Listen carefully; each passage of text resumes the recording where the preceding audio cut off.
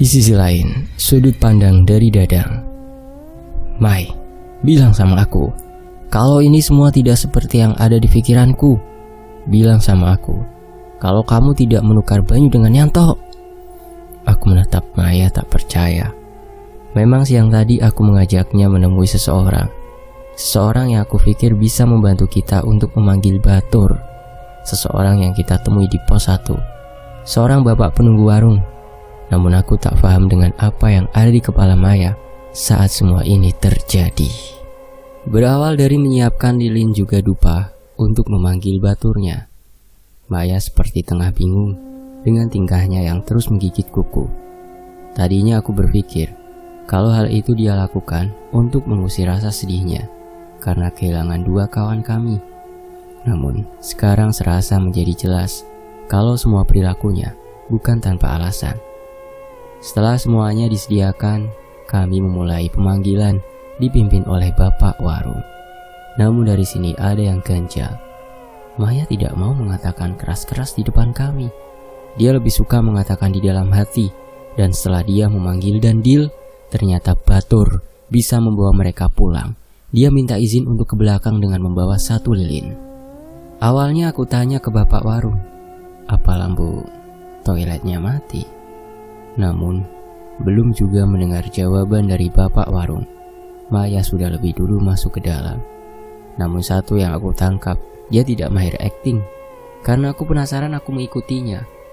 Namun aku hanya mendapatkan 2 kalimat. Ijal nyowo dan upah sajen. Dan disinilah sekarang, dia menatapku terkejut saat dia tahu kalau aku mendengar percakapannya. Tukar nyawa dan upah sesajen. Jawab pertanyaanku, Mai, kataku pelan namun keras. Maya tak menjawabku. Dia mulai terisak seakan kalut dan tak tahu dengan apa yang dia katakan. Maaf Dang, aku sayang dengan Banyu. Priak. Tanpa sadar aku menojok pintu kamar mandi, membuat Maya terduduk sembari memegang telinganya. Yanto itu ya teman kita, Mai. Bisa-bisanya kamu seperti ini. Yanto hanya ngikutin Banyu. Dia harusnya gak hilang. Kamu harusnya gak setega itu, Mai. Baru kali ini rasanya aku marah yang teramat sangat. Marah sampai hilang semua empati yang ada di diriku. Bahkan aku tak melihat Maya sebagai perempuan. Aku hanya melihatnya sebagai seorang yang tega memberikan temannya ke makhluk mengerikan itu. Harusnya kita bisa ambil jalan tengah, Mai. Bukannya mengorbankan salah satu di antara kita. Kataku meninggalkan Maya yang terungkup. Mungkin kaget atas sikapku atau merasa bersalah dengan pilihan yang dia buat. Aku harap dia merasakan opsi yang kedua, merasa bersalah dengan keputusan yang dia buat. Aku mengambil tasku ingin kembali ke Lembah Kidang. Namun suara dari Bapak Warung menghentikanku. Oh, Banyu sudah ditemukan. Iya ya, nanti saya sampaikan ke pusat agar orang tuanya segera menjemput. Bahkan aku sangat kesal saat Banyu ditemukan. Betapa aku kangen kamu, Tok. Harusnya kamu juga ikut pulang, Tok. Entah apa sekarang yang kamu hadapi seorang diri di hutan sana. Sendirian, gak ada kawan. Sungguh aku tahu kamu kuat, Tok. Semoga kau bisa bertahan dan pulang dengan utuh. Aku janji bakal nemuin kamu apapun caranya. Aku memutar tubuhku menemui Bapak Warung. Pak, apa bisa kita melakukan ini sekali lagi, Pak? Tanyaku dengan tatapan nanar. Entahlah, tak terpikir lagi hal lain yang bisa menyelamatkan kawanku, Yanto, selain melakukan pemanggilan seperti yang dilakukan Maya. Namun bapak itu menggelengkan kepala. Saya tidak bisa melihat lebih jauh lagi. Pandangan saya tertutup dan itu hanya ada 2 kemungkinan. Kawanmu mati atau kawanmu sekarat. Semoga yang terjadi opsi kedua, kata bapak itu. Aku mengacak rambutku kasar. Berulang kali aku memukul meja tanpa bisa ku kontrol. Sungguh pernyataan yang baru saja aku dengar menambah sesak dadaku. Bagaimana tidak, kawan yang sangat dekat kini entah bagaimana keadaannya. Jika benar dia sekarat, bagaimana juga cara untuk menyelamatkannya? Mengingat dia disembunyikan oleh makhluk biadab itu. Duh Gusti, bagaimana sekarang? Di sisi lain, Dang, Maya memanggilku dengan matanya yang sembab. Baguslah dia menangis. Setidaknya dia tahu betapa kejamnya dia pada kawannya sendiri. Bukan gitu dang maksudku, katanya. Lah terus apa? Apa yang kamu maksud, Mai? Aku sempat berpikir, kamu yang paling keras mencari cara untuk mencari teman kita. Teman kamu, temanku. Tapi apa, Mai? Kamu hanya mencari anak yang kamu suka, lalu membuang anak yang mati-matian nyelamatin anak yang kamu suka itu. Aku mengatakan semua itu tanpa kufilter. Jangankan melukai hatinya, bahkan aku ingin seantero dunia tahu kalau aku sedang berduka. Betapa aku tidak suka dengan caranya yang membahayakan kawanku, Yanto. Mungkin terdengar seperti mendapatkan kambing hitam. Mengetahui akulah yang mengajak mereka ke sini dan akulah yang patut disalahkan dari awal. Namun entahlah, mengorbankan salah satu di antara kami, menurutku perlakuan yang sangat kejam. Aku gak ngelakuin ini tanpa alasan, Dang. Memang aku sayang sama Banyu. Bahkan apapun bisa aku lakukan asal dia selamat, kata Maya tajam. Baguslah, sekarang dia akan selamat, Mai. Temu dia, peluk, bersetan dengan kalian semua. Aku menatapnya tajam tak kalah sengit. Bisa gak sih, Dang, dengerin aku dulu? Ngomonglah, cari pembenaran sebanyak-banyaknya. Toh kepalaku juga sudah terlalu penuh dengan pertanyaan bagaimana cara bawa Yanto balik. Kamu mau temuin Yanto, Dang? Aku tahu jalannya, tatap Maya meyakinkanku. Bagus. Bagaimana sekarang aku bisa percaya kalau kamu gak masukin aku ke sana untuk membunuhku? Aku bukan pembunuh, Dang. Dengerin aku. Aku memang jahat, tapi ini satu-satunya kesempatan kita. Coba jelasin lebih detail, Mai. Jadi gini, Dang. Aku bilang, aku menjanjikan dia sesajen, besar-besaran. Di situ semua makhluk akan berkumpul. Otomatis gak ada yang bakal ngikat Yanto. Disitulah kamu masuk. Baturku akan nunjukin jalan dan kalian bisa pulang. Nah kalau gagal, kamu tetap bisa pulang, Dang. Walau itu sulit, tapi Yanto, dia akan tetap di sana. Maya menundukkan wajahnya saat mengatakan bagian Yanto yang akan tetap di sana jika ini semua gagal. Aku mencoba menimbang-nimbang semua yang dikatakan Maya, mencoba meresapi dan memasukkan di kepalaku, mencoba mencari baik buruknya dari keputusan yang akan aku ambil. Kapan, Mai? 3 hari lagi, Dang, kata Maya menatapku dengan bimbang. Berarti kita membiarkan Yanto di sana selama 3 hari. Berarti 6 hari setelah kehilangannya. Dang, sajen butuh proses, Dang. Gak sekarang aku menjanjikan besok kita melakukan. Tolong, Yanto pasti bisa bertahan kok. Aku tak ada pilihan lain selain menganggukkan kepalaku sembari mempersiapkan diri. Apapun yang kamu lakukan, kamu masih terlihat jahat di mataku, Mai, kataku pelan. Persepsimu akan berubah saat Yanto ketemu, Dang, tutup Maya. Sementara itu, kita masuk ke sudut pandang Yanto. Wah, aku mengerjap-gerjapkan mataku, sebisa mungkin meraup sadar. Setelahnya menengadah ke langit. Apa aku sudah mati? Rasanya seluruh badanku susah untuk digerakkan, juga sakit di setiap sendinya. Tanyaku pada butiran sinar di langit yang makin lama makin terang, menandakan sebentar lagi pagi akan datang. Aku kira aku sudah mati, sampai berpesan pada Banyu untuk hidup lebih baik dariku. Nyatanya, walau aku masih di sini, aku masih bernafas, masih bisa merasakan sakit, juga tidak melayang di udara seperti orang-orang mati yang aku lihat di film-film. Bukankah aku harus bersyukur? Bukankah Tuhan sedang berbaik hati padaku? Namun entahlah, aku sangat lelah. Hari demi hari seperti tidak ada habisnya, berputar-putar di tempat yang sama. Terlebih Baju sudah pulang. Pastilah dia bilang aku tidak selamat, dan bisa jadi orang-orang tidak akan mencariku. Sedang keadaan semakin buruk karena rasa lapar yang aku rasakan. Haus, juga depresi ringan. Ingin mati saja rasanya. Aku meraba kakiku. Teriakku. Lalu melihat warna merah menempel di tanganku. Sial, pasti tulang keringku tergores sesuatu. Jangankan untuk menekuk, bergerak sedikit saja, sakitnya luar biasa. Untuk memastikan, aku meraba badanku. memastikan bagian mana saja yang terluka. Namun untunglah hanya kakiku yang tergores. Sisanya hanya sedikit lebam. Sedikit bersyukur karena setidaknya aku bisa bertahan beberapa hari dengan harapan ada yang menolong. Karena jika harus naik ke atas lebih tinggi, ke atas tebing, sudah pasti aku tidak bisa. Malam berganti pagi. Dengan datangnya matahari yang kian terik. Jujur, tadinya lukaku tidak sengilu itu. Sampai sesuatu seperti menjilati lukaku, memberikan nuansa ngilu yang teramat sangat. "Sial!" teriakku. "Jauh, kataku dengan degup jantung yang teramat sangat. Bagaimana tidak? Aku melihat sesuatu yang besar, berwarna putih dengan garis hitam di badannya. "Hei, karnivora, enya, hus," kataku panik. Sepertinya aku akan tamat. Macan itu melihatku terus-menerus, menatapku dengan tatapan ingin menerkamku.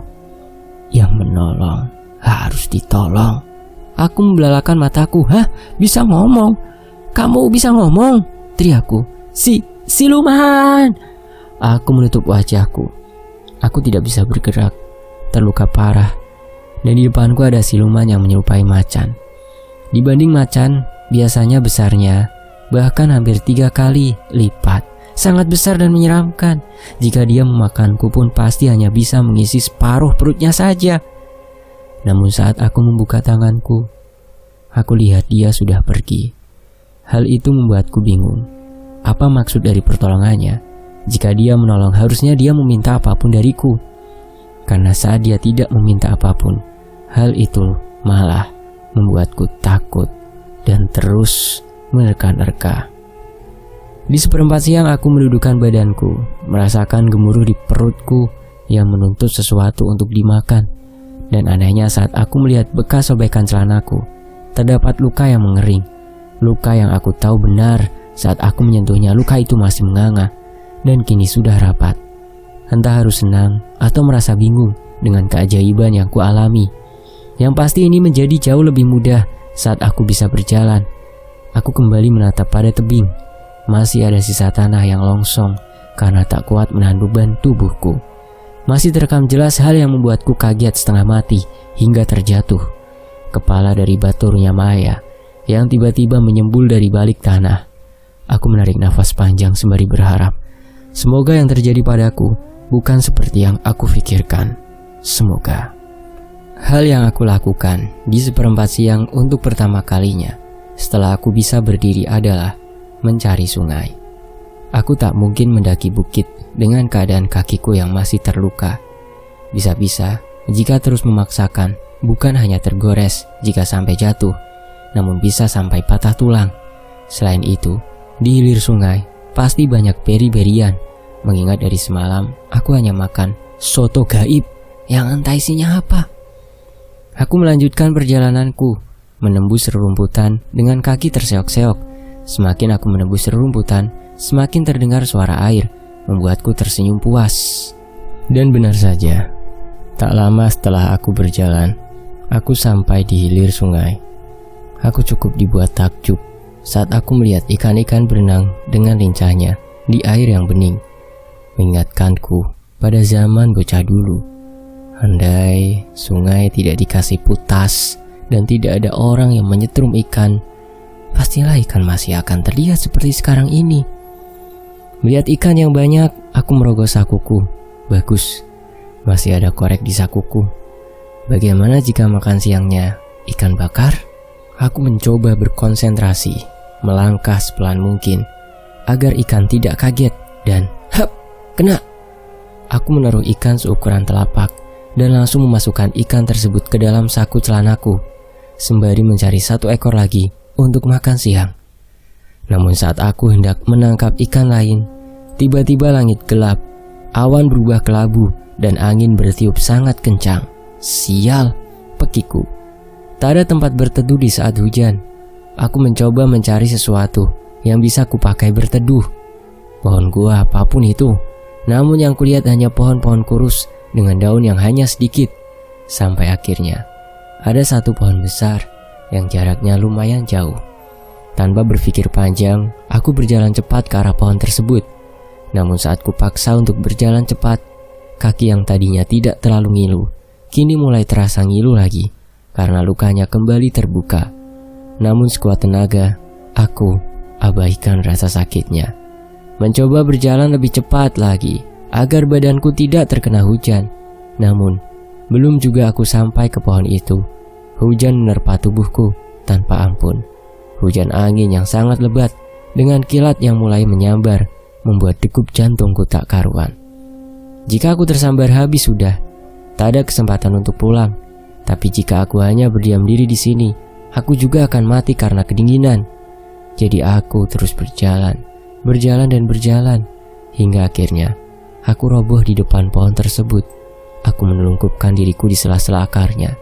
Bajuku basah dan angin bertiup seakan tak kenal ampun. Bahkan saat aku sudah di balik pohon ini pun, angin dan dinginnya masih menembus hingga tulang. Sampai sempat aku berpikir, jika memang aku harus mati hari ini, biarlah aku mati dengan masih mempertahankan hidup, bukan berpasrah begitu saja. Tak lama setelah aku menelungkupkan diri, aku mulai merasakan badanku gerah. Namun sesak disusul dengan badanku yang bergetar hebat. Sial, aku hipotermia. Di saat badanku bereaksi, aku mendengar suara yang terus bersahut-sahutan. Mati, mati, mati. Aduh, kalau aku mati, aku gak akan bisa keluar dari sini. Hahaha, mati, jawab sosok lain. Aku terisak, kampret. Mati pun aku tak bisa keluar dari tempat laknat ini. Sedang suara itu seakan menertawakan keadaanku yang tengah sekarat. Suara itu datang. Wah, aku tahu dia berbulu sangat panjang. Ekornya menyentuh kulit tanganku. Dia punya aku. Aku sudah jadi satu dengannya. Dia bagianku. Kata suara yang familiar. Dia punyaku, kata suara perempuan. Dia menolakmu. Dia sudah memiliki perjanjian denganku. Darahnya ada di dalam badanku. Gak iso. Wah, raungnya lagi. Suara itu seperti halusinasiku. Saat semakin lama kesadaranku mulai menghilang. Baguslah aku akan mati dalam keadaan berhalusinasi. Pikiran itu sempat terbesit sampai saat sesuatu yang hangat menyentuh tubuhku. Aku memeluknya tanpa sadar. Memeluknya seperti mengingatkanku pada anjingku di rumah. Kamu harus punya aku untuk hidup. Aku nerima kamu. Ya, kukatakan itu di separuh sadarku. Sementara itu, dari sudut pandang Cecep, aku menatap Maya tak berkedip. Ada perasaan tak percaya saat mendengar semua rangkaian kejadian dari Dadang. Banyu pun setelah mendengar pernyataan dari Dadang, dia langsung mengurung diri di kamar. Tak kuat menahan rasa bersalah di dalam dadanya saat Dadang menjelaskan jika yang membuat dia selamat tak lain karena Maya menukar Banyu dengan Yanto. Semua bermula saat hujan angin datang di puncak gunung, membuat pencarian harus diberhentikan saat itu juga karena cuaca yang tidak memungkinkan. Dari situ Dadang dan Maya datang dengan raut wajah dingin antara satu sama lain, disusul Banyu dan Pak Desemo. Sedang tim SAR berteduh di rumah warga yang lain. Setelah mengabari keluarga Banyu untuk menjemput, kami berkumpul bersama dalam satu ruangan. Aku tak henti-hentinya memeluk Banyu dengan tatapan haru. Ada segumpal syukur karena dia berhasil ditemukan, namun yang lain membeku, terlebih Dadang. Sejak kedatangannya dia tak berbicara pada Banyu. Dia tidak bereaksi apapun. Tadinya aku mengira kalau Dadang terpukul karena saat Banyu ditemukan, Yanto masih dalam pencarian, ditambah cuaca yang kian buruk semakin membuatnya khawatir. Namun saat aku mendengar dari mulut Dadang tentang akar perkaranya, aku tercengang. Banyu pun sama. Kamu tahu ndak sih Mai, Yanto itu sampai bertaruhi nyawanya buat nyelamatin aku, dan dia jatuh itu karena kamu Mai. Kata-kata tidak dilanjutkan. Banyu memilih masuk ke kamar dan keluar dari perbincangan, menyisakan Maya yang sibuk dengan tangisnya. Aku menahan kepedihan yang teramat sangat saat Dadang menjelaskan satu persatu.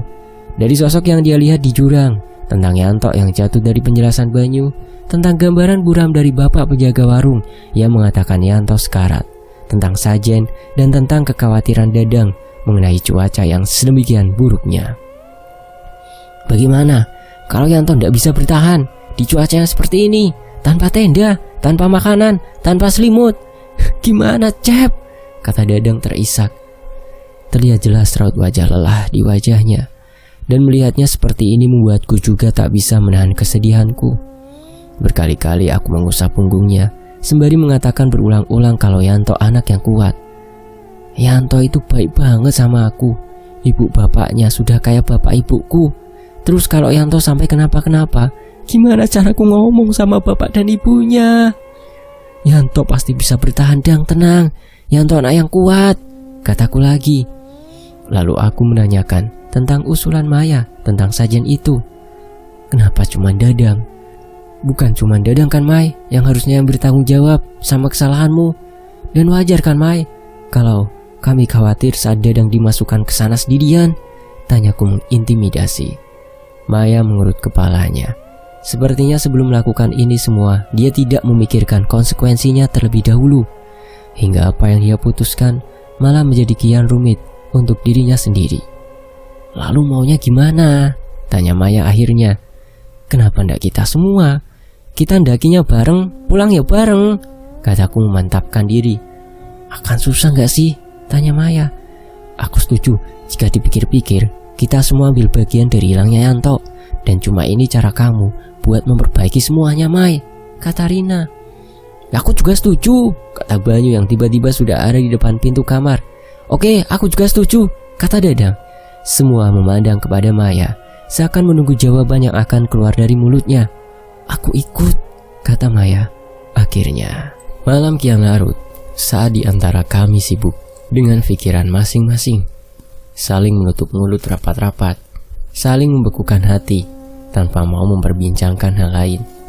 Di antara kami, seperti ada space yang begitu jauh antara satu sama lain. Mau sampai kapan kita diem-dieman? Masih banyak yang bisa diperbincangkan. Masih banyak juga yang perlu diurus. Sisa 2 hari bukan?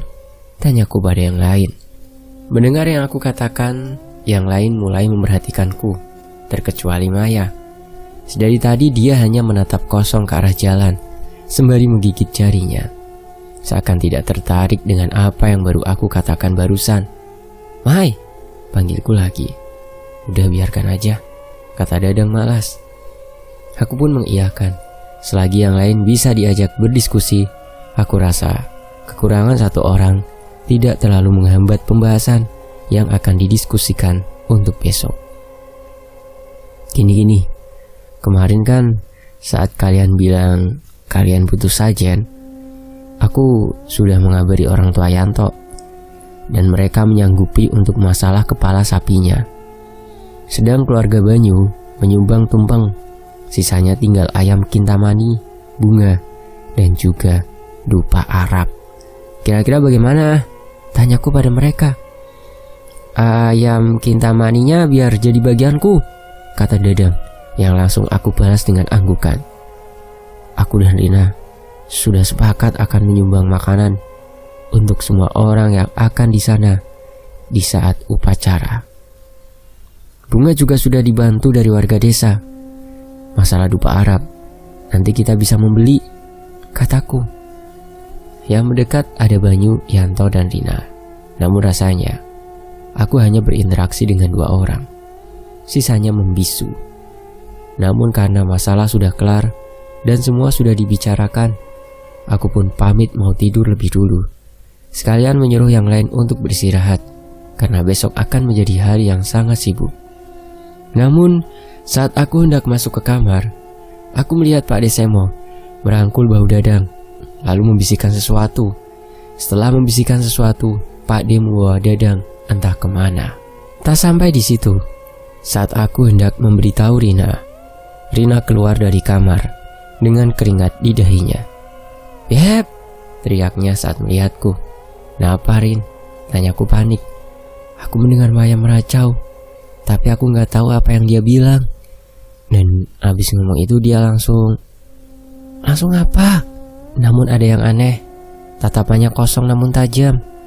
Selain itu, cara bicaranya datar namun dingin, dengan pembawaan yang angkuh. Entah hanya firasatku atau memang benar adanya. Sifatnya sama sekali tidak mirip dengan Maya yang aku kenal. "Mai, kamu kenapa, Mai?" tanyaku. "Kamu dugal-bedugal semua. Semua menyalahkan cucuku. Padahal cucuku tidak salah apa-apa. Tertolong salah satu di antara kalian itu harusnya sudah bersyukur daripada tidak tertolong dua-duanya. Tapi temanku percaya sama kamu. Temanku percaya kalau kamu bakal ngasih tahu jalan pulang, tapi kamu malah mencelakai dia." Aku terkejut melihat Banyu yang sudah ada di belakangku, tengah menatap tajam ke arahnya. Bahkan aku masih ingat sorot mata penuh harap dari kawanku. "Tapi kamu mematahkannya," kata Banyu yang mulai berat, tanda dia menyimpan sesak yang teramat sangat di dadanya. "Tidak tahu diuntung, bocah bedegul," kata Maya tajam. Mungkin sosok baturnya kali ya. Dan Maya pun melanjutkan perkataannya. "Kalau cucuku tidak berbalik hati padamu, mungkin kamu sudah mati," imbuhnya. Sekarang pun rasanya aku seperti tengah mati secara perlahan. Rasanya sesak sampai lupa caranya bernafas. Bukankah begitu cara kerjanya perasaan bersalah? "Bilang pada cucumu, aku menyukainya." Tapi setelah perbuatannya, perasaanku mati bersama rasa bersalahku, kata Banyu kembali masuk ke kamar. Aku susul dengan Rina sembari menatap ngeri ke arah Maya. Sementara itu dari sudut pandang Maya, aku terbangun di lantai dengan badan yang lemas. Kulihat di sekitarku banyak barang yang berantakan, serta mata yang menatap ngeri ke arahku. Sebenarnya aku tidak terlalu kaget dengan tatapan-tatapan tak menyenangkan dari temanku, mengingat aku sudah melakukan kesalahan yang begitu fatal. Mungkin aku sangat egois, namun bukankah semua manusia akan egois jika menyangkut perasaan? Atau mungkin hanya aku yang bersikap demikian? "Sini Mai, aku bantu bangun," kata Rina mengulurkan tangannya. Namun belum juga tangan itu sampai ke pundakku, aku menepisnya pelan. Bukan bermaksud tidak baik, hanya saja aku merasa kebaikan dari mereka semakin menyulitkanku, karena membuatku terperangkap dalam perasaan bersalah. Juga ada sedikit amarah karena perlakuan mereka yang menyakitiku. Ya, walau aku tahu sikap yang mereka tunjukkan semata-mata karena kesalahanku yang fatal. Aku menatap Banyu, dan saat mata kami bertemu, dia membuang muka. Namun jujur itu lebih baik daripada memikirkan dia sendirian di alam liar. Dan sialnya, pikiran itu semakin memperkeruh situasi, karena dari pikiran itulah semua bermula. Aku keluar mengabaikan tatapan-tatapan dari kawanku. Duduk di luar, sembari menanti matahari yang akan terbit, sembari merenungi semua hal yang sudah aku lakukan. Awalnya aku tak mengerti jika aku memiliki batur, dan begitu mengejutkan saat baturku berhasil aku panggil. Tadinya aku meminta untuk menyelamatkan kedua temanku, namun salah satu ternyata sudah ditandai, dan semakin membuatku terkejut saat Banyu yang ditandai. Walau sebenarnya memang orang-orang seperti Banyulah yang mudah menggoda, sedang Yanto memang orang yang peka namun terlalu positif. Setidaknya itulah pengertian yang aku dengar. Lalu aku mencari cara lain untuk mengeluarkan Banyu dengan cara memanggil arwah lain. Waktu itu suasana kamar mandi gelap. Satu-satunya penerangan hanya dari lilin yang aku bawa. Aku tak tahu kalau itu akan berhasil. Aku pun terkejut saat pemanggilan itu bekerja. Karena hal itu aku bisa melihat sekitarku, bisa melihat hal yang tidak bisa dilihat orang lain. Terlebih sosok yang berada di belakangku saat itu, diiringi dengan hembusan angin tepat di leher aku tahu dia sudah datang. Aku menanyakan kenapa Banyu bisa ditandai. Awalnya dia bilang dia tertarik padaku karena aku memiliki batur. Namun melihat aura Banyu, dia tertarik dan coba memulai interaksi, dan sialnya Banyu menerimanya. Dari hal itulah Banyu ditandai. Lalu aku menanyakan bagaimana cara melepaskannya. Namun jawabannya membuatku tercengang. Dia menjawab jika aku harus memiliki gantinya. Aku menarik nafas panjang. Lalu aku kembali bertanya, bagaimana cara dia memiliki banyu, sedang mereka berbeda dimensi? Jawabannya membuatku kembali mengernyitkan dahi. Aku akan membiarkannya berkeliaran di hutan. Dari hilangnya kepercayaan satu sama lain, lalu kelaparan, lalu kehilangan waras, lalu mati. Dari situlah aku memilikinya seutuhnya. Aku menelan ludaku saat dia mengatakan tepat di telingaku, membuatku bergidik ngeri. Apa aku bisa menggantikannya dengan seseorang yang ada bersamanya? Tanyaku setengah terisak. Aku pun tak tahu tentang apa yang sudah aku katakan. Namun dia menyetujuinya, asal aku memiliki barang Yanto. Aku memegang buff yang ada di leherku. Kembali teringat waktu hujan di kop-kopan dan aku masuk angin. Sebelum memasuki tenda, Yanto memberikannya untukku. Berharap dengan buff yang dia berikan bisa sedikit mengurangi rasa dingin di badanku. Aku menggigit bibirku, takut akan hal yang aku lakukan. Dan waktu itu, aku mau Banyu pulang sehingga aku berikan buff itu padanya. Dan kaget bukan main, saat aku berbalik sudah ada perempuan berbaju merah yang terkena sinar lilin tengah menyeringai ke arahku, lengkap dengan tatapan mata tajam yang membuatku hampir lupa caranya bernafas. Saking kagetnya, membuatku segera keluar dari kamar mandi. Dan di sanalah aku melihat Dadang menatapku dengan tatapan nanar. Aku meremas wajahku saat mengingat hal itu. Betapa kekecewaan nyata pada wajah Dadang, di mana setelahnya wajah-wajah kecewa kembali muncul dari wajah kawan-kawanku yang lain. Sementara itu di sisi lain, sekuat tenaga aku mencoba menghembaskan badan mungilnya, membuatnya menjauh dari wajahku. Namun semakin aku bersikeras menghilangkannya, semakin gencar makhluk itu mencabik-cabik wajahku. Dan semakin seram pula wajah mungil yang ditunjukkannya. "Ah, Maung, Maung!" teriakku. Dan sesaat tangan besar menginjak wajahku, lalu menyapu sosok yang sayapnya koyak. "Mukaku, aduh tolong!" teriakku saat tangan itu menambah perih wajahku yang sudah tercabik terlebih dulu. Namun seperti tak peduli, sosok itu melihat ke arah sosok mungil yang tengah menyeringkuk. Aku melihat sosok itu, sosok yang tengah memegangi sayapnya. Jika sudah seperti itu, aku sendiri menjadi tidak tega. Saat seperti ini aku melihatnya seperti makhluk yang tidak berdaya. Aku mengernyitkan dahiku kesal. Diludahin aku. Bagaimana tidak, baru saja aku mendekatkan tanganku, wajahnya kembali menjadi menyeramkan, serta dihadiahi ludah yang meluncur langsung dari bibirnya. "Dia tidak suka sama kamu." Aku memandang tak suka pada Maung, yang entah kapan aku mematenkan itu sebagai namanya Maung. Untunglah kejadiannya di pagi hari. Walaupun ngeri, pastilah tidak semengerikan jika kejadiannya di malam hari. "Tengkurap," kata Maung halus ke arah makhluk itu. Seperti mendengarkan, makhluk itu berbalik. Sedang Maung menjilat sayapnya yang tadinya koyak. Setelahnya Mayung meniup sosok itu, membiarkannya kembali terbang. "Lalu mukaku bagaimana?" tanyaku sembari menunjuk mukaku yang sempat tercabik. Namun bukan-bukannya mendapatkan pengobatan, Maung itu kembali menempelkan kakinya pada mukaku, membuat sensasi perih yang menjalar hingga membuatku ngilu. "Wah, sial!" teriakku. Namun setelahnya dia menjilat wajahku, memberikan sensasi dingin dan mengurangi rasa sakit yang tadinya sakit hingga terasa ngilu, membuatnya lebih baik sekarang. Sementara itu, setelah puas memakan buah yang tadinya terdapat di makhluk itu, aku menanyakan hal yang sedari tadi kutahan karena urusan perut yang belum terselesaikan.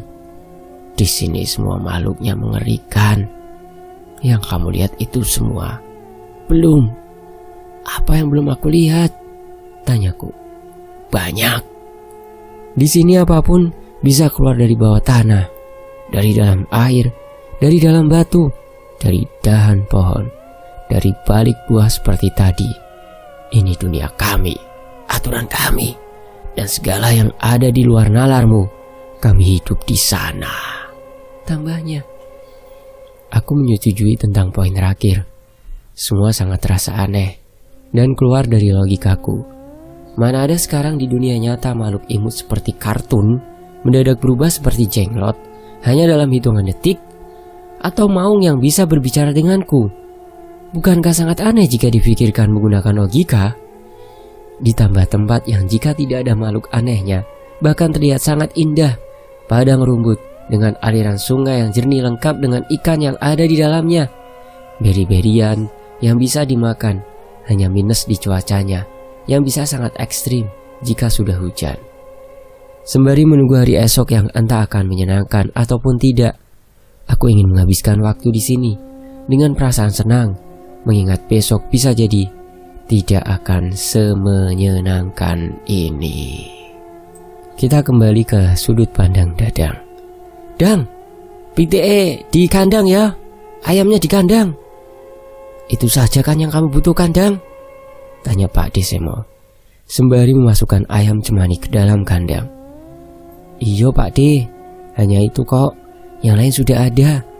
Ini dikit lagi juga sudah selesai yang diperlukan untuk besok, kataku setengah berteriak dari dalam rumah.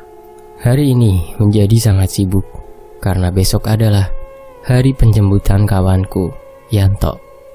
Semua sudah dipersiapkan sedemikian rupa, tinggal menata saja. Selebihnya menyiapkan mental untuk hari esok. Aku pun sudah memberitahu kepada keluarga Yanto jika aku tidak bisa menjamin keselamatannya. Namun, apapun keadaannya, aku akan berusaha membawanya pulang. Syukurlah keluarga Yanto sangat legowo. Walaupun bapak dan ibunya terlihat sangat terpukul, namun mereka bilang, "Nak, ibu tahu kalian sudah berusaha. Ibu ingin Yanto pulang dengan utuh. Namun jika memang tidak seperti yang ibu pengen, ibu ikhlas." Ibunya Yanto berkata demikian sembari menangis sesenggukan. Mau bilang ikhlas berkali-kali pun, aku tahu mereka hanya menyangkal rasa sakit yang mereka rasakan. Aku tahu benar kehilangan anak tunggal tak sebatas dari kata ikhlas. Namun sebelum mengatakan kata ikhlas itu sendiri, pastilah mereka sudah mengalami pergumulan batin untuk dapat merelakan anak semata wayangnya, Yanto. Setelah mengatakan itu, aku menyibukkan diri. Kulihat Cecep sudah terlebih dulu sibuk dibanding aku. Bahkan Cecep yang selengean dan kelewat humoris pun bungkam semenjak hilangnya Yanto. Sifatnya yang ceria seperti redup bersama harapan kami yang mengharapkan Yanto kembali dengan selamat. Karena jika melihat cuaca kemarin dan kemungkinan cedera yang dialami Yanto, harapanku pun redup bersama harapan kawan-kawan yang lain. Aku lihat semuanya bungkam, tak ingin membicarakan hari esok akan seperti apa. Seperti tengah membayangkan kemungkinan terburuk yang akan terjadi pada Yanto. Aku pun sempat membayangkan bagaimana jika aku sampai sana, aku menemui Yanto sudah setengah busuk, atau sebagian badannya dimakan binatang buas, atau Yanto selamat namun linglung. Semua bayangan itu terus berkelebat, walaupun sudah beberapa kali coba aku enyahkan. Dan aku yakin pikiran dari kawan-kawanku tak berbeda jauh, kecuali Maya. Entah apa yang terjadi padanya.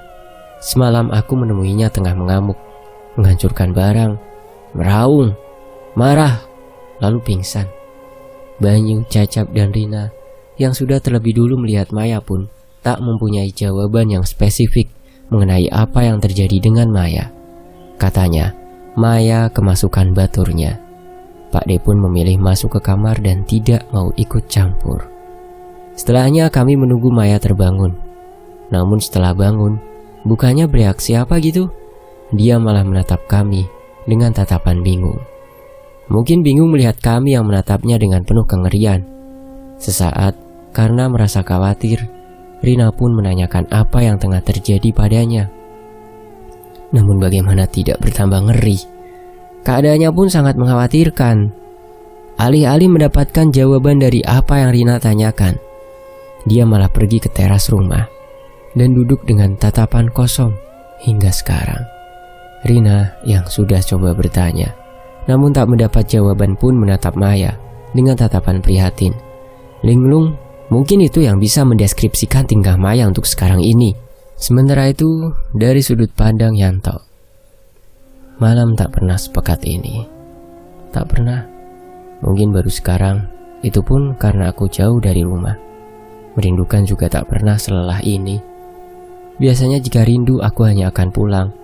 Itu pun kendalanya mungkin ban motor yang bocor, atau hanya kehabisan bensin.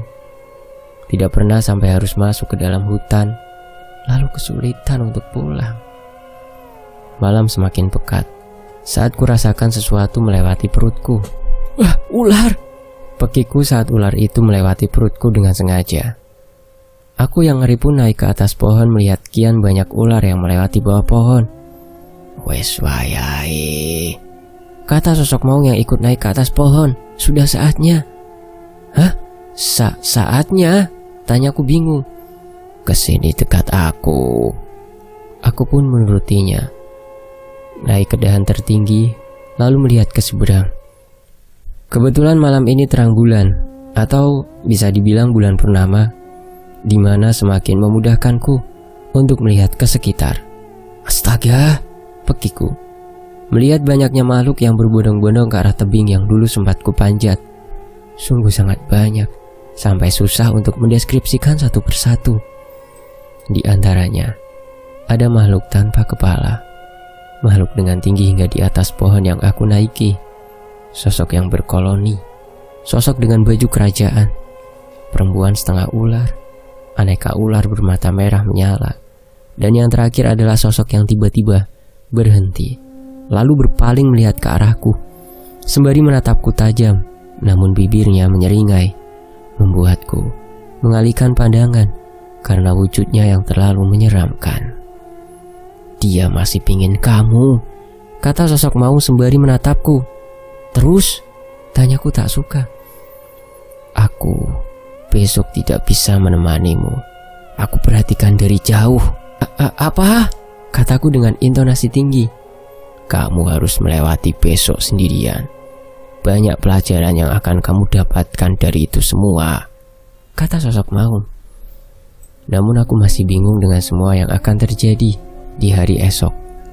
Apakah aku harus melewati sebegitu banyaknya makhluk, atau akan dikejutkan dengan semua sosok itu mengelilingiku dan menghalangiku untuk besok? Entahlah, aku sangat bingung.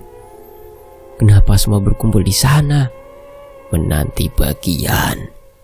Keningku berkerut memikirkan apa kira-kira bagian yang mereka nantikan. Bagian yang bisa dibagi untuk sosok sebanyak ini. Namun enggan memikirkan banyak hal. Aku lebih memilih memendam semuanya, membiarkan hari esok datang sebagaimana mestinya. Walau pasti ada kekhawatiran, mengingat maung tidak bersamaku besok. Sendirian ternyata semengerikan ini. Sementara itu aku mengatur posisiku, mencoba untuk memperhatikan sosok yang satu persatu naik ke atas. Lalu, saat tak ada satupun sosok yang tersisa, aku mencoba untuk tidur. Walau pikiranku sendiri penuh dengan kemungkinan-kemungkinan terburuk yang bisa aku pikirkan. Pengalaman besok tidak akan bisa kamu lupakan. Setelah kamu keluar dari sini, kamu akan dapat memilah apa yang pantas untuk kamu pertahankan dan apa yang mesti kamu lepaskan. Hati memang harus tetap dipakai, tapi lebih baik kalau logika ikut mengambil peran dalam sebuah pemikiran, kata Maung sebelum akhirnya pergi. Di sisi lain, Dadang bertanya. Menepuk punggungku membuatku tersadar dari lamunan panjang. Rin, gak apa-apa? Kita pindah ke sudut pandang Rina. Tak ada orang yang baik-baik saja saat dihadapkan dengan rasa takut, Dang, kataku lesu. Kamu bisa tinggal jika enggan ikut, Rin. Aku lebih takut saat tidak bisa membayar kesalahanku, Dang. Walau ada rasa takut pada hal lain, sekarang Yanto yang lebih prioritas, kataku meyakinkan. Dan sebenarnya aku tidak suka orang menatapku dengan tatapan seakan aku lemah. Sungguh, saat ini aku hanya ingin bertanggung jawab bersama yang lain. Tahu yang ketakutan bukan hanya aku sekarang. Ayo, ajak Cacap mendekat ke yang lain.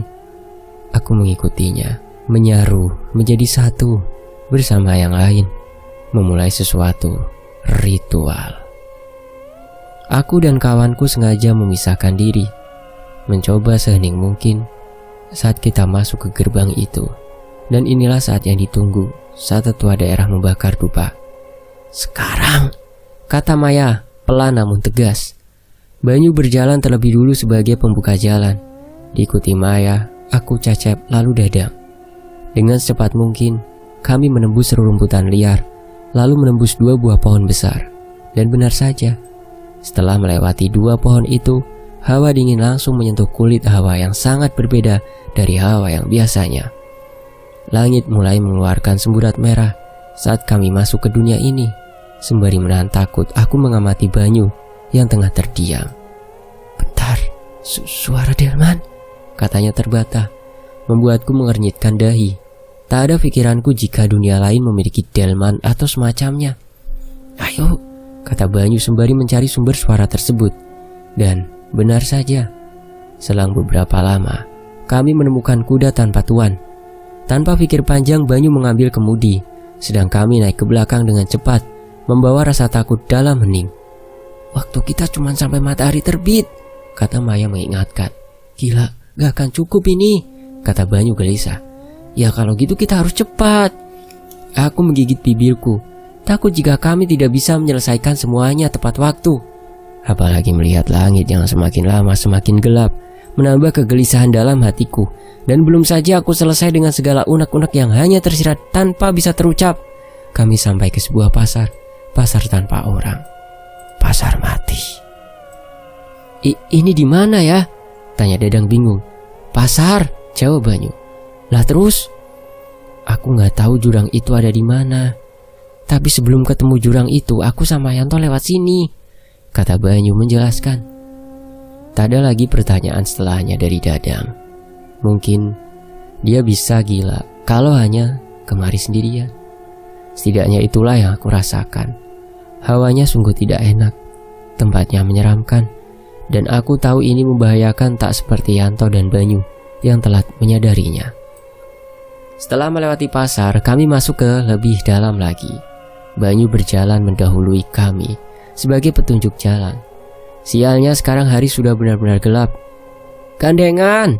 teriak Banyu. "Maksudnya?" "Kita nggak bisa lihat satu sama lain pas masuk ke dalam karena rumputnya setinggi dada. Dan ini benar-benar gelap." Mendengar penjelasan Banyu, kami pun bergandengan tangan menembus rumput yang setinggi kepalaku. Karena ukuran tubuhku yang lebih pendek dari yang lain, kami berjalan dan terus berjalan secepat yang kami bisa. Lelah itulah satu kata yang bisa mendeskripsikan keadaan kami sekarang. Namun jika istirahat berarti kita memperbesar kemungkinan untuk tinggal di sini selamanya karena kehabisan waktu. Semakin masuk, semakin suara sungai terdengar. Hal itu membuat Banyu tersenyum puas. "Ayo," ajaknya sembari berlari, membawa kami ke hilir sungai. "Yanto, Yanto," teriak Banyu saat sudah di hilir sungai. "Yanto," tambahku. "Yanto," tambah yang lain. Kami mencoba menyusuri sungai sembari meneriakkan nama Yanto. "Yanto!" berharap seorang menjawab dengan suara yang familiar. Sementara itu di sisi lain, sudut pandang dari Dadang. Rintik hujan mulai mengguyur badan dari masing-masing kami saat kami menemukan potongan kain celana yang dipakai Yanto tepat di bawah tebing. Walau hujan kemarin mengguyur dengan sangat deras, namun tak kutemukan Yanto tergeletak dan semacamnya. Tak ada tanda-tanda Yanto mati terlihat dari tempatnya jatuh, yang bahkan tak ada tulang atau bekas dari binatang buas. Pastilah Yanto pergi dari tempat ini untuk mencari tempat berteduh kemarin. Aku mencoba membayangkan jadi Yanto. Jika hujan lebat, pastilah aku akan mencari goa atau pohon yang rimbun untuk berteduh. Aku kembali mengarahkan senter ke segala arah, mencoba mencari hal yang kira-kira aku bisa pakai untuk berteduh. Dan benar saja, ada pohon yang lebih besar dari yang lain, namun jaraknya cukup jauh. "Kita ke sana," kataku pada yang lain. Aku berjalan paling awal. Sungguh sekarang tak ada satu hal yang aku takuti. Mungkin karena rasa marahku yang amat sangat karena dibohongi Maya berkali-kali, atau karena pencarian yang dipersulit oleh rintik hujan yang membuat tanah menjadi basah, dan juga Banyu yang ketakutan dengan mendadak lemas membuatku harus mengeluarkan tenaga ekstra untuk membuatnya bisa berjalan cepat. "Hati-hati Cep, jagain di belakang ya," tanyaku memastikan saat akan melewati sungai. "Siap," kata Cecep. Aku lihat aliran sungainya tidak begitu dalam, hanya sebatas lutut yang berarti dangkal. "Hup, hup, Rin," teriak Cecep. Aku pun berbalik cepat, melihat Cecep berusaha mengeluarkan Rina dari dalam air. Lama aku pun ikut menarik Rina dari dalam air. Ternyata tenggelam. Air yang hanya selutut bisa menenggelamkan Rina. Tanpa berlama-lama aku pun ikut menarik Rina. Coba menarik tangannya sekuat tenaga. "Rin, lawan rasa takutmu, Rin," teriakku yang entah terdengar atau tidak oleh Rina dengan keadaannya yang masih di dalam air. Semua membantu menarik tangan Rina. Untuk saat ini kita sangat solid. "Rin," kata Cecep memeluk Rina saat sudah keluar dari dalam air. "Bawa ke pinggir." Sesuai instruksi, Rina dibawa ke pinggir. Astaga, tak sia-sia aku ikut pecinta alam. Setidaknya aku diberitahu pertolongan pertama yang mesti dilakukan pada saat-saat seperti ini. Pertama aku memompa jantungnya, mencoba mengeluarkan air dari dalam paru-paru. Dan syukurlah, tak perlu sampai memberikan nafas buatan, Rina sudah sadar. "Rin," isak Cecep, "ada yang narik kakiku. Perempuan berambut panjang. Dia narik aku. Aku takut tenggelam. Nggak mau lewat situ lagi," kata Rina sembari menangis. Sudah kuduga, pastilah sebelum melewati air, Rina sudah memikirkan tentang ketakutannya tenggelam. Sebelum aku mengukur kedalaman airnya, sial, mereka benar-benar menyerang rasa takut kami sekarang. "Ayo teman-teman, jangan mikirin apapun. Sungguh yang mereka serang adalah rasa takut kita sekarang. Jadi sebisa mungkin jangan ditunjukkan." Aku kembali melanjutkan jalan. Aku tahu Rina baru saja tenggelam, tapi untuk sekedar beristirahat kami benar-benar tidak punya waktu banyak. "Tok, Yanto!" teriakku saat sudah hampir dekat dengan pohon besar tersebut. Dan mataku berbinar saat mataku menangkap sosok yang tengah mengamati kami dari balik dahan pohon. "Yanto!" teriakku melihatnya, menatapku bingung. "Tok, itu kamu, Dang?" Getar suara terdengar jelas dari suaranya. "Ini aku, Tok, temanmu, Dadang." Aku lihat Yanto mengusap wajahnya kasar, lalu turun dari pohon dengan cepat. Secepat aku merengkuh badannya saat sudah berada di hadapanku. "Aduh, Tok, koncoku," isakku pecah, bebarengan dengan satu persatu yang lain memeluk Yanto. Entah di mana letak salahnya, semua rasa kesalku hilang. Tak ada penyesalan. Setelah semua hal yang menimpa kami, datang ke sini adalah keputusan terbaik yang pernah kuambil. Biarlah dengan kejadian ini semakin lebur rasa bersalah yang kami bawa, menghapus kesalahan dari masing-masing kami, dan memberikan ruang untuk memperbaiki semuanya. "Aku kira kalian semua tidak akan kesini," kata Yanto di sela isaknya. "Teman akan ada untuk seorang teman," kata Cecep mengeratkan pelukan. "Salahku, Tok, kamu gak mungkin maafin aku," kata Maya mundur dari pelukan. Kami pun menghentikan pelukan yang tadinya terasa hangat, mengamati ekspresi Yanto yang mematung menatap Maya kosong. Kami semua tahu benar, jika kesalahan Maya lah yang paling fatal, bukan kepada kami, tapi lebih personal antara Maya dan Yanto. Namun perkiraanku salah. Yanto mendekat ke arah Maya, lalu memeluknya hangat. Tidak ada orang yang akan baik-baik saja saat dihadapkan dengan rasa takut. Kamu hanya ketakutan, Mai. Mungkin caramu salah, tapi kamu kesini saja sudah nunjukin kalau kamu pengen memperbaiki keadaan. Sudah sejauh ini, aku tidak akan marah ke kamu, Mai. Kamu membuka jalan, makasih ya, kata Yanto sembari terus menepuk-nepuk bahu Maya. Aku yang mendengar perkataan Yanto tersenyum. Pantaslah ibu bapaknya sangat merasa kehilangan. Anaknya sangat baik hatinya. Bisa saja dia meludahi Maya saat ini juga, karena sempat menukarnya. Namun nyatanya tidak. Aku menepuk punggung Yanto, bangga menjadi temannya. "Tok," panggil Banyu. "Kamu seharusnya ndak di sini yuk," jawab Yanto ganti merengkuh badan Bayu. "Aku nggak bisa cuman di rumah terus ngebayangin apa yang akan kamu temui di sini, Tok. Aku gak akan bisa maafin diriku kalau sampai kamu kenapa-kenapa." "Nyatanya aku gak kenapa-napa kan?" jawab Yanto dengan mata yang menerawang. Aku yakin, selain membuat dirinya sendiri lega, Yanto juga ingin melepaskan rasa kesalnya hanya untuk melegakan Banyu. Karena amarah tak akan berguna pada situasi seperti ini. Lebih cepat semuanya diperbaiki akan lebih baik untuk langkah selanjutnya. "Sini-sini, aku kangen kalian semua," kata Yanto membuka tangannya. "Cuk," umpatku melihat tingkahnya yang tengah menyunggingkan senyum dengan sederet gigi yang entah berapa hari tak digosok itu. Tanpa ditunggu lama, kami pun merangkul badan kurusnya yang kian kurus, mengeplak kepalanya gemas dan mengempatinya. Sesaat keadaan sangat hangat sampai saat Cecep melihat jam tangannya. "Rek, kita ndak punya waktu banyak Ayo," kataku berjalan terlebih dulu dengan membawa headlamp, berjalan cepat menembus pekatnya malam. Aku berjalan terlebih dulu, sembari membawa headlamp di tanganku, menyapu kegelapan dengan sinar seadanya. Aku berusaha berjalan secepat mungkin, dengan terus menggandeng tangan Maya. Kami berjalan dengan aku terlebih dulu, lalu Maya, Banyu, Rina, Cecep, barulah yang terakhir Yanto. Namun langkahku terhenti saat aku melihat sesuatu berbadan besar, bercorak garis-garis, terlihat masuk ke semak-semak, mengawasi. Bukan, lebih tepatnya seperti tengah mengintai. Sesekali badannya terlihat saat aku mengarahkan sinar ke segala arah. "Macan," kataku pelan. Bulu kuduku berdiri. Selain dia binatang buas, ukurannya bahkan sangat besar, seakan bisa menampung kami semua di dalam perutnya. "Opo dang?" tanya Yanto, karena mendadak aku berhenti. "Macan, Tok, macan." "Tetap jalan, dia bukan ancaman." Aku mengernyitkan dahiku, menyimpan tanya, kenapa Yanto begitu yakin dengan apa yang dia katakan?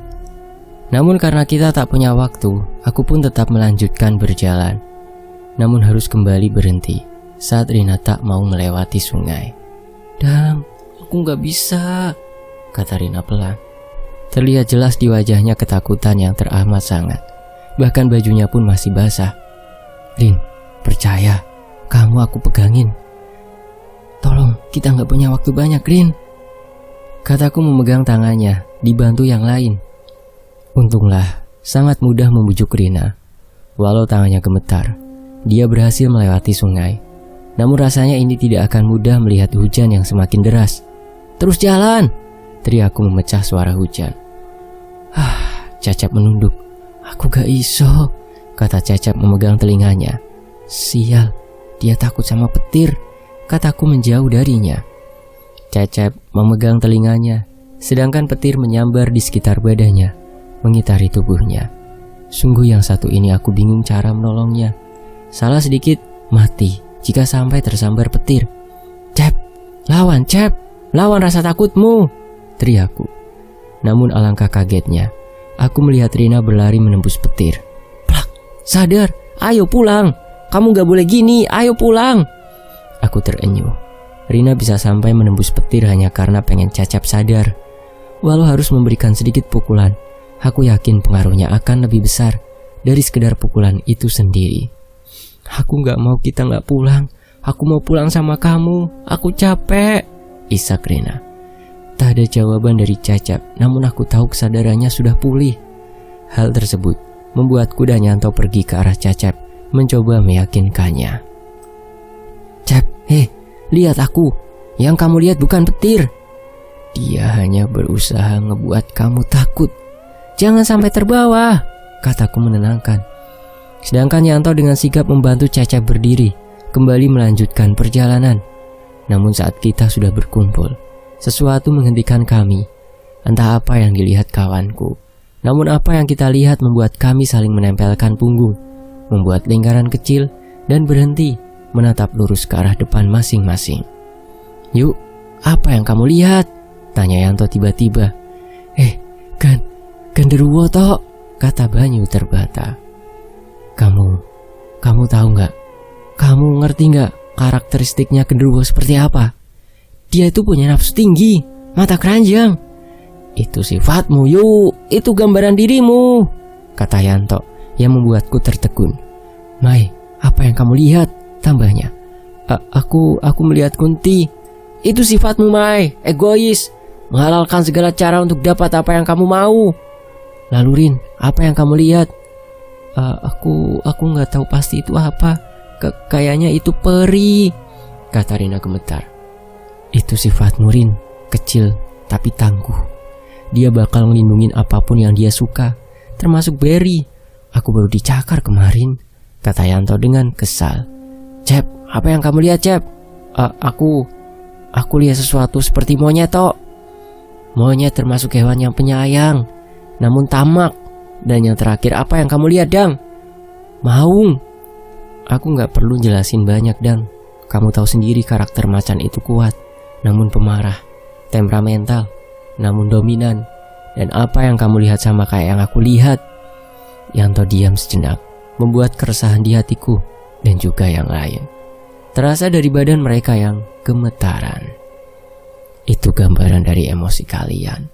Saat kalian bisa membuang emosi itu, bisa jadi apa yang di depan kalian juga hilang. Yang mendapat makhluk buruk rupa, buruk juga hatinya, buruk perangainya. Namun semua itu bisa dirubah. Setidaknya itu yang bisa aku pikirkan, kata Yanto pelan. Gimana caranya? Tanyaku. Hilangkan sifat itu dari pikiran kalian. Yakinkan diri kalian kalau sifat buruk itu tidak pernah ada. Tutup dengan memikirkan karakter baik yang kalian punya. Di sisi lain, 3 minggu setelah kejadian. Gimana rasanya hampir mati 3 kali? Tanya Dadang tertawa ngakak. Rasanya bisa hidup berkali-kali tanpa takut sama kematian, kataku sembari membusungkan dadaku. Hari ini kami mengadakan syukuran. Memang sedikit telat, mengingat kejadian sudah terjadi 3 minggu yang lalu. Namun disinilah kami di rumah Pak Desemo menikmati dendeng sapi yang sengaja disimpan untuk kami semua. Lagian kami masih perlu menghabiskan waktu bersama keluarga sebelum akhirnya memutuskan untuk keluar rumah. Oh iya Mai, pas kamu hampir mati, baturmu kemana? Tanyaku penasaran. Baturku aku tinggal.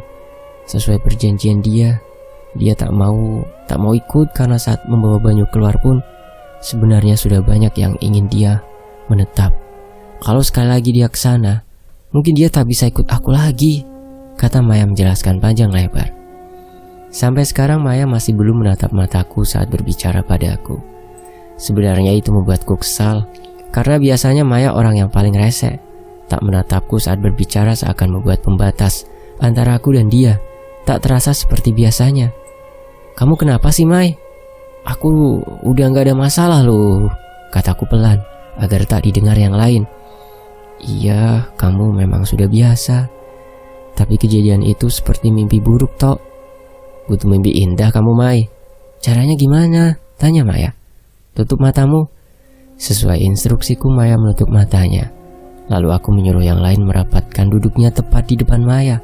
Tak lupa aku menyuruh mereka tersenyum lebar. Buka mata, Mai, instruksiku. Hah, astaga, aku kira apa? Kata Maya. Namun selain tawa, ada air mata di ambang matanya. Mai, setiap orang pernah bikin kesalahan, tapi kamu udah berusaha nebus itu. Kamu pantas dapetin penghiburan, kataku tulus.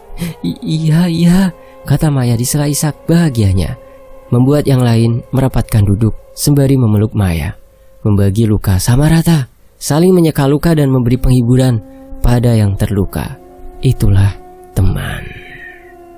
Dan cerita ini selesai. Terima kasih Kak Jigumunya, semoga selalu sehat dan selalu diberi kelancaran dalam melakukan hal apapun. Tony FS pamit, terima kasih teman-teman. Wassalamualaikum warahmatullahi wabarakatuh.